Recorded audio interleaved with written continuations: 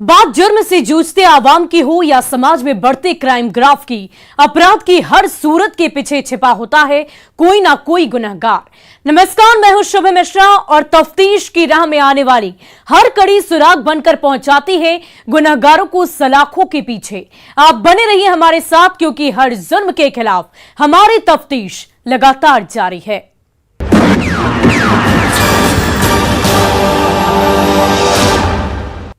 उस औरत के दो चेहरे थे। एक चेहरा जिसे पूरी दुनिया जानती थी और दूसरा चेहरा जिसे कोई नहीं जानता था। वो अपने ससुराल में एक संस्कारी बहू बनकर रह रही थी, लेकिन वो घूंघट की आड़ में अपने पति और ससुराल वालों के पीठ पीछे धोखे का जाल बुन रही थी। बेवफाई का सीक्रेट खेल खेल रही थी। बंद कमरे में बदनाम रिश्तों को जी रही थी, जिसे पानी की जिद ने उसे आशिकी से अपराध की राह पर लाकर खड़ा कर दिया। उसके बाद वो औरत बैड बहू और बीवी बन गई। फिर उसने 7 फेरों वाले साजन का 1 लाख में सौदा कर डाला और जब पुलिस ने खुलासा किया तो सनम बेवफा के चेहरे से पर्दा उठ गया और पूरे शहर में देवर से दिल लगी और सुहाग की सुपारी की चर्चा शुरू हो गई।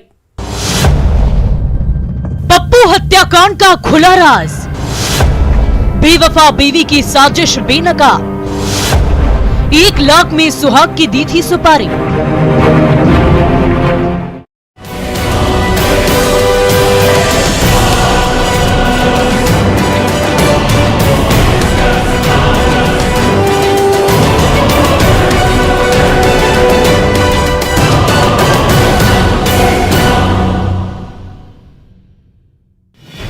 किशनगंज जिले की सदर थाना क्षेत्र की पुलिस कस्टडी में दिख रही इस महिला और इन दोनों युवकों की कहानी सुनेंगे तो आप भी सन्न रह जाएंगे। जैसे तीनों की गिरफ्तारी के बाद सदर थाने की पुलिस दांतों तले उंगली दबा रही है। लाल दुपट्टे में मुंह छिपाए दिख रही ये औरत दिखने में जितनी बला की खूबसूरत और हसीन है, उतना ही ये आशिक मिजाज और इसकी दिलकश अदाएं हैं। उतना ही ये ड्रामेबाज है, लेकिन उससे कई ज्यादा इसके चेहरे के पीछे की खौफनाक कहानी है, जिसका नाम प्रीति कुमारी है। इसी नाम से पप्पू पलंबर की हत्या की खौफनाक और डरावनी कहानी शुरू हो जाती है, जो रिश्ते में मृतक पप्पू पलंबर की बीवी लगती है, जबकि पुलिस कस्टडी में हाथों में हथकड़ी और चेहरे पर काला नकाब लिए ये शख्स पप्पू पलंबर के कत्ल में शामिल दूसरा किरदार है, जिसका नाम राजू कुमार गुप्ता है, जो मृतक पप्पू पलंबर के रिश्ते में छोटा भाई और मृतक की पत्नी यानी कि प्रीति का देवर लगता है। जबकि तीसरे शख्स का नाम सूरज कुमार पासवान है, जिसे किशनगंज जिले के सदर थाने की पुलिस ने 26 जुलाई को पूर्व पाली स्थित डॉक्टर डी कुमार की गली में हुई एमजीएम मेडिकल कॉलेज कर्मी पप्पू पलंबर की हत्या के जुर्म में गिरफ्तार किया गया है, जिसमें 3 और किरदार शामिल हैं, जिनकी गिरफ्तारी बाकी है। जी हाँ, गिरफ्तार इन्हीं 3 किरदारों में शामिल मृतक की पत्नी प्रीति कुमार ने अपने देवर राजू कुमार गुप्ता के साथ मिलकर अपने पति पप्पू पलंबर की हत्या की पूरी स्क्रिप्ट लिखी थी। लेकिन क्यों कहानी बेहद सनसनीखेज है, डरावनी और दिलचस्प है, बताएंगे। लेकिन उससे पहले मृतक की पत्नी प्रीति का वो रूप भी देख लीजिए, जिस दिन उसके पति पप्पू की हत्या हुई थी, और ये कैसे अनजान भरकर पुलिस को गुमराह कर रही है। लेकिन एक कतरा आंसू इस औरत की आंख से नहीं गिरा है।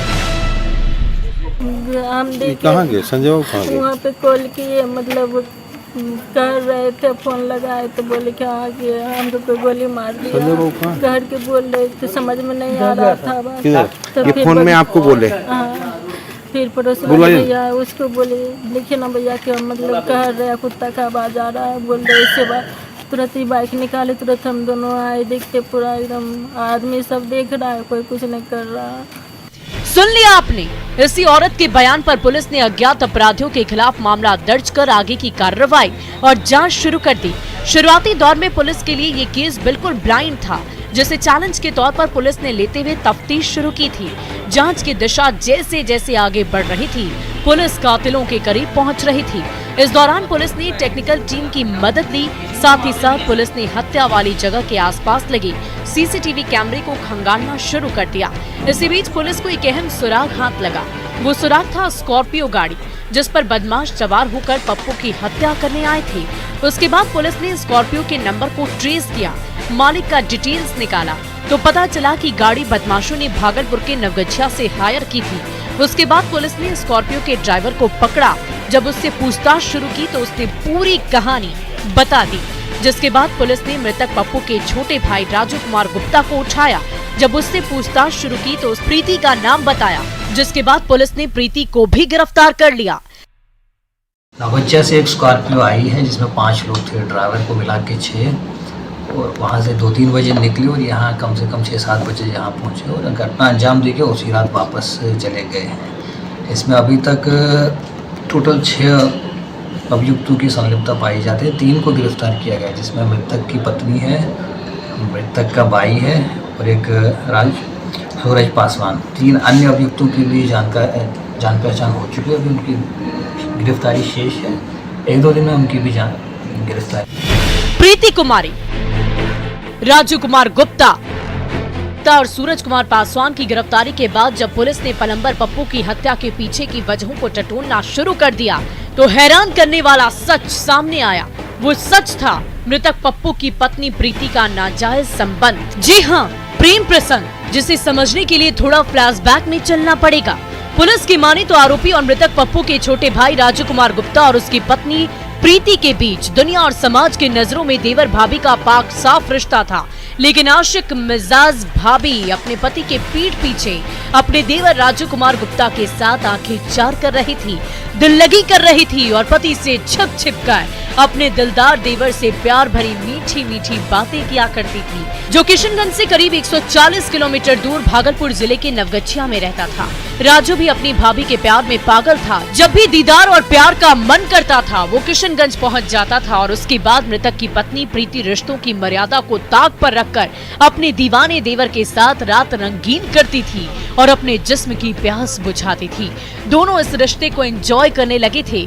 प्रीति और राजू को लगा कि पप्पू को इसकी भनक तक नहीं लगेगी और ना ही कोई दोनों पर शक करेगा, क्योंकि दोनों में समाज और परिवार की नजरों में देवर और भाभी का रिश्ता था। इसी का फायदा दोनों उठा रहे थे। लेकिन एक दिन रंगीन मिजाज भाभी के बंद कमरे का घिनौना राज आखिरकार खुल ही गया और प्रीति के पति पप्पू को इसकी भनक लग गई। अभी तक जो तथ्य आए हैं वो ये है कि जो इनकी पत्नी थी, पप्पू गुप्ता की जो पत्नी थी, वो इधर BSc नर्सिंग करती, उनका अपने देवर के साथ कुछ प्रेम पसंद था। मृतक पप्पू की बीवी प्रीति पति, परिवार और प्यार के भंवर में फंस कर रह गई थी। पति अपनी पत्नी के नाजायज रिश्तों के बीच दीवार बनकर खड़ा हो गया था। बंद कमरे का राज भी बेपर्दा हो गया था, जिसके बाद पति पत्नी के रिश्तों में दरार आ गई थी और प्रीति किसी भी हाल में अपने पति के साथ नहीं रहना चाहती थी। उसके बाद पति पत्नी के रिश्तों की डोर कमजोर पड़ने लगी। बेडरूम में प्यार के लम्हों में लड़ाई झगड़े होने लगे। प्रीति का पति पप्पू प्रीति के नाजायज रिश्ते का विरोध करने लगा, जो प्रीति को फूटे आंख नहीं सुहा रहा था। यही सिलसिला कुछ दिनों तक चलता रहा, लेकिन प्रीति के सिर से अपने देवर के प्यार का बुखार नहीं उतरा। प्यार पर पहरा बढ़ा तो दोनों का प्यार और गहरा हुआ। दोनों ने मोहब्बत के पन्नों पर कई बार नई इबारत लिखने की कोशिश की। घर से भागकर शादी करने का प्लान बनाया, लेकिन वो भी कामयाब नहीं हुआ। इधर पप्पू ने अपनी आशिक मिजाज बीवी पर शिकंजा कस दिया था, जिससे भाभी से प्रेमिका बनी प्रीति और देवर से दीवाना बने राजू की बेचैनी बढ़ने लगी। प्रीति को लगा कि वो अपने पति के जीते जी अपने देवर का प्यार नहीं पा सकती है, तो उसने अपने देवर के साथ मिलकर ही अपने पति यानी कि पप्पू की हत्या की साजिश रच डाली। उसके बाद नवगछिया से 4 शूटरों को हायर किया। 1 लाख में अपने सुहाग को यानी कि पप्पू की हत्या का डील डन कर दिया। शूटरों को 20,000 रुपए एडवांस दिए और बाकी के 80,000 काम होने के बाद देने का करार किया गया। उन्होंने नवगछिया में ही किसी एकाध अपराधी को 1 लाख रुपए की सुपारी की बात हुई थी, जिसमें अभी तक 20,000 रुपया उनको पेमेंट हुआ है घटना से पहले। उसके बाद हुआ है उस संबंध में अभी हम तथ्य नहीं मिले हैं कि घटना के अंजाम देने के बाद बाकी जो शेष 80,000 उनका पेमेंट हुआ है नहीं, इस संबंध में अभी तथ्य नहीं आए। लेकिन घटना करने से पहले 20,000 रुपया उनको दिया। उसके बाद 26 जुलाई को शूटरों ने नवगछिया से स्कॉर्पियो गाड़ी बुक की, ये कहकर कि शादी में जाना है, और उसके बाद गाड़ी में ड्राइवर को छोड़कर 5 लोग सवार हुए, जिसमें मृतक पप्पू का छोटा भाई राजू भी शामिल था। 140 किलोमीटर की दूरी को तय कर सभी रात के करीब 9 बजे किशनगंज पहुंच गए। उसके बाद राजू ने अपने भाभी से अपने भाई पप्पू के अस्पताल से आने का समय पूछा, पहने हुए कपड़े की जानकारी ली, अपराधियों को बताया, और उसके बाद अपराधी डॉक्टर डी कुमार की गली में घात लगाकर बैठ गए। पप्पू के आने का इंतजार करने लगे। धीरे धीरे रात का पहरा बढ़ने लगा। घड़ी की सुई टिक टिक कर आगे बढ़ने लगी।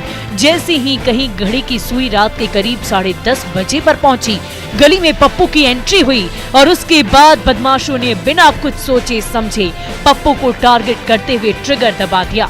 गोली लगते ही पप्पू जमीन पर गिर पड़ा, जिसकी तस्दीक डॉक्टर डी कुमार की गली में जमीन पर पड़े खून के धब्बे कर रहे हैं। जमीन पर गिरने के बाद पप्पू ने अपनी पत्नी प्रीति को फोन किया और कहा कि मुझे बदमाशों ने गोली मार दी है, मैं जख्मी हो गया हूं। और इतना सुनते ही पप्पू की पत्नी प्रीति के कान खड़े हो गए। उसने फौरन अपने देवर राजू को फोन मिलाया और कहा कि मेरा पति अभी जिंदा है। कहाँ गए संजय बाबू, कहाँ गए? वहाँ पे कॉल किए, मतलब कर रहे थे, फोन लगाए तो बोले कि हाँ कि हम तो गोली मार संजय बाबू दिया, कहाँ? घर के बोल रहे थे, समझ में नहीं। इतना सुनते ही राजू ने बदमाशों को फोन किया। उसके बाद अपराधी फिर वापस लौट कर गए और इसके बाद चाकू से वार किया। सभी गाड़ी में सवार होकर उसी रात वापस नवगछिया लौट गए। पप्पू को जख्मी हालत में देखकर राहगीरों ने आनन फानन में अस्पताल पहुंचाया, लेकिन अपनी बेवफा बीवी की साजिश के सामने वो जिंदगी की जंग हार बैठा। प्रीति को लगा था कि वो पुलिस को गुमराह करके बच जाएगी, अपने देवर के साथ मोहब्बत का जश्न मनाएगी, लेकिन ऐसा कुछ भी नहीं हुआ। 5 दिनों बाद पुलिस ने खुलासा करते हुए दीवाने देवर और मृतक की आशिक मिजाज बीवी यानी कि प्रीति के साथ ही एक और आरोपी को गिरफ्तार कर हाथों में हथकड़ी पहना दी है, जबकि बाकी के 3 आरोपियों की गिरफ्तारी का पुलिस जल्द दावा कर रही है। पुलिस ने आरोपियों के पास से एक देसी कट्टा, एक चाकू, लोहे का फाइटर, 6 मोबाइल फोन जब्त किया। लेकिन हैरानी की बात तो यह है कि हाथों में हथकड़ी लगने के बाद भी दोनों की दीवानगी कम नहीं हुई है और न ही पप्पू की हत्या को लेकर पत्नी प्रीति के चेहरे पर कोई सिकन और पश्चाताप नजर आ रहा है। वो मोहब्बत का जश्न मना रही है और अपने दिलदार देवर से शादी कर आगे की जिंदगी गुजारना चाह रही है। आपस में शादी का बनाया होगा तो उसमें शादी रचाने के लिए तो इनको रास्ते से हटाने का एक ही तरीका था कि उनकी हत्या की जाएगी। इसके अलावा अभी तक इसमें और कोई एंगल नहीं आया। ऐसे में अब देखने वाली बात तो यह है कि पुलिस बाकी के आरोपियों को कब तक जेल की सलाखों के पीछे पहुंचाती है और इस संगीन जुर्म के बाद भी दोनों के मोहब्बत को मंजिल मिलती है या कत्ल के बाद भी दोनों की आशिकी अधूरे एहसासों के साथ जेल की सलाखों में सिसकती है। लेकिन जिस तरह से दोनों प्यार की आड़ में, हवस की आग में जिस्म की प्यास बुझाने के लिए रिश्तों के पन्नों पर घिनौनी और डर्टी कहानी लिखी बेवफा बीवी ने डबल गेम किया, उससे पूरा समाज शर्मसार है। इंसानियत तार-तार है जिसे समाज कतई स्वीकार नहीं करेगा।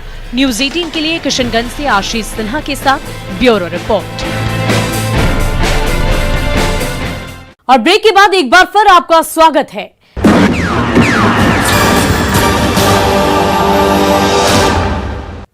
दानापुर के फुलवारी शरीफ में स्थित उफनपुरा वी पॉइंट के एक मकान में मौत 1 अगस्त को साजिश बनकर आई थी और मां बेटी को निगल कर चली गई, वो भी तीसरी आंख के सामने। लेकिन कातिल की परछाई तक कैमरे में कैद नहीं हुई क्योंकि आरोपी कत्ल के बाद डीवीआर भी अपने साथ लेकर चला गया। ऐसे में सवाल यह है कि मां बेटी का कातिल कौन है? क्या पुलिस सुलझा पाएगी ये गुत्थी?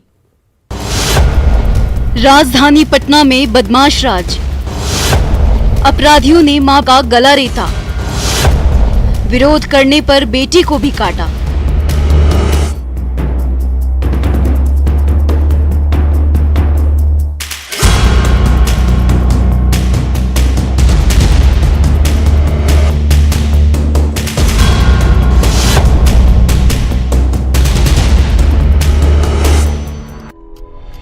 तारीख 1 अगस्त 2022, जिला पटना, जगह उफनपुर वी पॉइंट फुलवारी शरीफ। मामला मां बेटी की हत्या। यही वो तारीख है जिस दिन दानापुर के फुलवारी शरीफ के उफनपुरा व्यू पॉइंट के पास बेकरी व्यापारी विभाष कुमार झा के घर करीब रात के 7 से 8 बजे के बीच मौत साजिश बनकर आई थी और मां बेटी को निगल गई, लेकिन किसी को भी इसकी भनक तक नहीं लगी और न ही स्याह रात के सन्नाटे में घर की पहरेदारी कर रहे तीसरी आंख में कातिलों की कोई तस्वीर कैद हुई।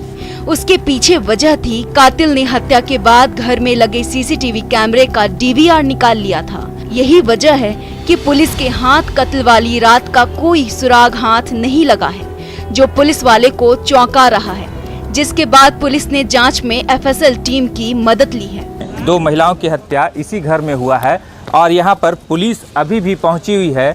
बीते रात की घटना है, तकरीबन 7 से 8 के बीच में जो है कोई ग्राहक बनकर आता है अपराधी और उसके बाद जो है 2 महिलाओं की हत्या कर देता है। घर में कोई नहीं था, उसी दौरान जो है ये घटना घटित हुई और बताया जाता है कि कुछ जो रुपये थे कुछ लूट करके भी ले गए, लेकिन अभी तक स्पष्ट नहीं हो पाया। एफएसएल की टीम घर के अंदर आई, जांच की है। देखिए, घर की इन्हीं सीढ़ियों से चढ़कर मौत पहले तल्ले तक पहुंची थी, जिस फ्लोर पर बेकरी व्यापारी विभाष कुमार झा की पहली पत्नी पूनम कुमारी झा और मानती देवी झा रहती थी। बताया जाता है कि कातिल ग्राहक बनकर घर में धारदार हथियार लेकर दाखिल हुए थे, जिसने पहला वार पूनम की मां मानती देवी झा पर किया, जिससे मानती की मौके पर ही मौत हो गई। मां की चीख सुनकर जब पूनम अपनी मां को बचाने के लिए आई तो कातिल ने पूनम पर भी वार कर दिया, जिससे वो भी जख्मी हो गई। उसके बाद आरोपी घर से फरार हो गया। 1 घंटे बाद जब दूसरा ग्राहक बेकरी लेने के लिए पहुंचा तो देखा कि घर का मेन गेट खुला हुआ है। पूनम खून से लथपथ तड़प रही है। उसके बाद उसने पूनम के पति और मैनेजर को सूचना दिया, जिसके बाद सभी मौके पर पहुंचे और आनंद फानंद में अस्पताल लेकर गए, लेकिन डॉक्टरों ने मृत घोषित कर दिया।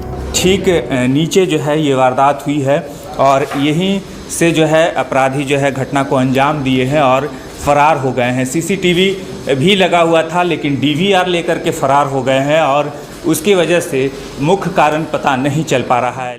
तो हम लोग आए तब देखे कि एक आदमी को डेड हो गया था और एक आदमी को खोखी चल रहा था। हम लोग बाद में फिर पारस हॉस्पिटल ले गए, उनका भी देहांत हो गया।